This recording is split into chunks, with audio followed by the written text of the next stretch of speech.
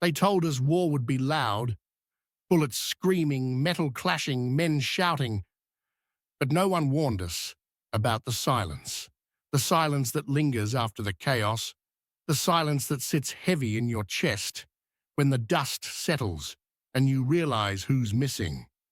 They said courage was about charging forward, but most of courage is waiting, waiting for orders, waiting for dawn, waiting for a sound that might mean danger or might mean nothing at all. You wait so long that the waiting becomes part of you. We were trained to fight, but not to remember.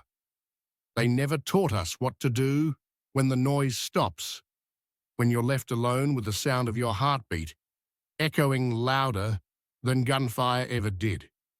War isn't just in the trenches, it follows you, like smoke that clings to your skin. It seeps into your dreams, into your coffee, into the laughter that doesn't sound quite real anymore. You come home, but part of you doesn't. You walk through crowds and see the same patterns, the same corners where you'd look for cover, the same shadows that once held threats. People talk to you, but your mind is somewhere between memory and instinct, between the world that was and the one that still feels like a mission. The medals they pin on your chest shine, but they feel heavy, like reminders of things you wish you could forget. You learn to smile for photographs, to say I'm fine when asked, because it's easier than explaining the war that still rages quietly inside. They call it peace, but peace is a language that soldiers forget how to speak. Sometimes you wake up before dawn, because that's when the attacks used to happen.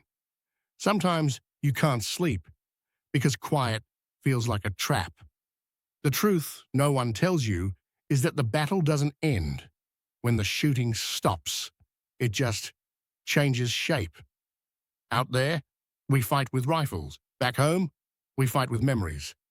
We fight to keep them from swallowing us whole. We fight to be seen, to be understood, to find meaning in the things we had to do to survive. Some days you win, some days you lose.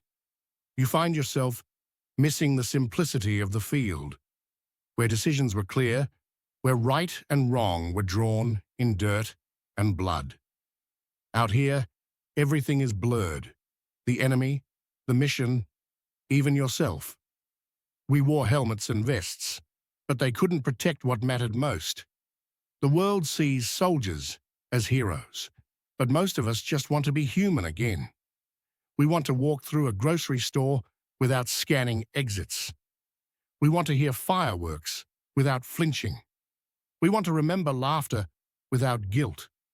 In the field, we learned to move as one, brothers and sisters, bound by survival, by promises whispered in smoke and fear.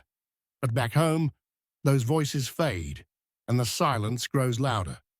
You start to miss the chaos, because, at least there, you understood your purpose. In war, you know what you have to do. In peace, you have to figure out who you are.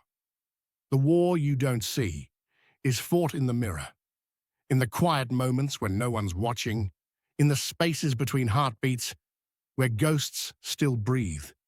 It's the war of memory versus forgetting, of pride versus pain. It's hearing a song that played once on patrol and feeling your throat tighten. It's carrying the faces of the fallen in every reflection you catch.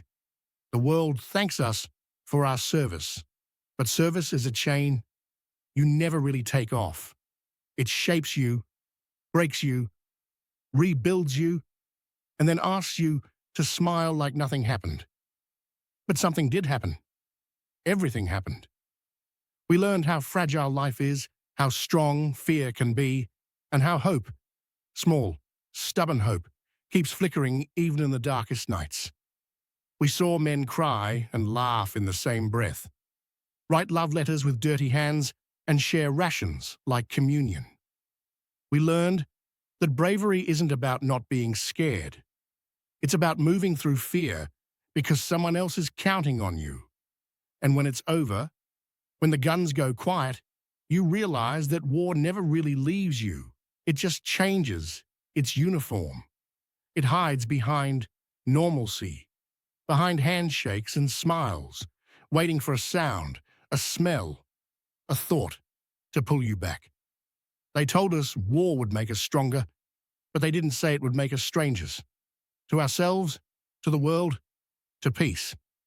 Yet somehow, we keep walking forward because that's what soldiers do.